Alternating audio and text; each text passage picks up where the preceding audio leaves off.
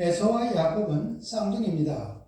그런데 아버지인 이삭은 형인 에서를, 어머니인 리브가는 작은 아들인 야곱을 유독 사랑했습니다.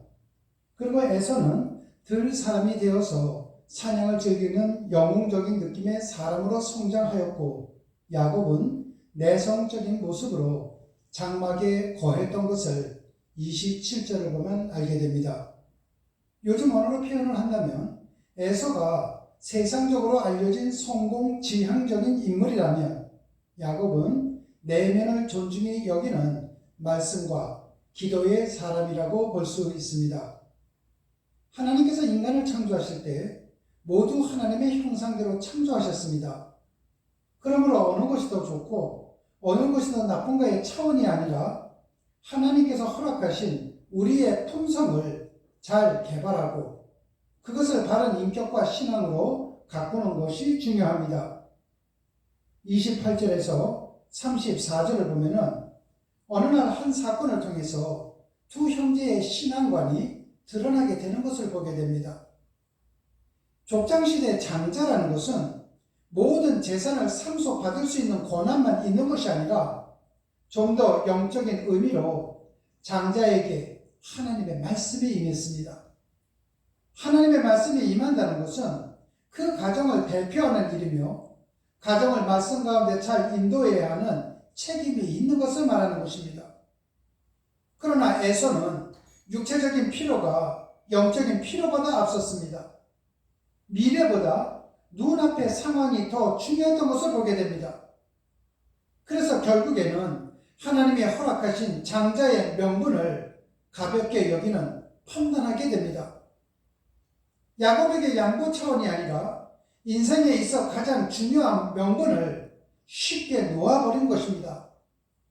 그리고 그 일을 후회함 없이 떡과 팥죽을 먹고 일어서서 나갔습니다. 에서는 장자의 명분이 얼마나 중요한 것인지 인식하고 묵상할 여유가 없었다는 것을 느끼게 됩니다. 하나님의 말씀을 바르지 알지 못한 때 우리도 이와 같은 선택을 하게 될 수 있다는 것을 기억해야만 합니다. 세상 것 참 중요합니다. 그러나 더 중요한 것은 하나님과의 관계라는 것입니다. 우리도 우리에게 허락하신 삶의 자리에서 얼마만큼 하나님의 말씀을 신뢰하고 하나님의 말씀 앞에서 몸부림을 쳤는지 생각해야 할 것입니다. 그래서 나의 신앙을 점검하며 말씀 앞에 겸손히 나를 드러내는 시간, 이 시간을 여러분들이 가져야만 될 것이고 하나님 앞에 내가 어떤 모습으로 걸어가게 될 것인가, 이 부분에 대한 계획도 갖고 있어야만 된다는 것입니다. 우리는 눈이 있기에 보이는 것이 최고라고 생각할 수 있습니다.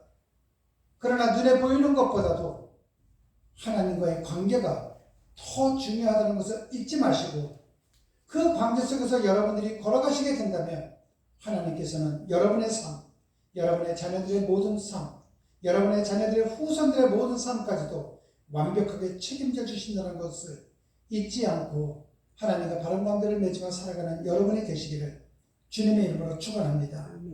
기도하시겠습니다. 하나님 아버지, 우리에게 허락하신 삶의 영역들이 서로 다르다는 것이 좋음과 나쁨의 구분이 아님을 기억하게 도와주시옵소서. 하나님께서 우리에게 어떤 삶을 맡기셨든지 그 삶의 자리에서 말씀을 존중하는 참된 말씀의 자녀들이 될 수 있도록 은혜를 베풀어 주시옵소서. 아멘. 주님 고맙습니다. 예수님 이름으로 기도드렸습니다. 아멘. 아멘.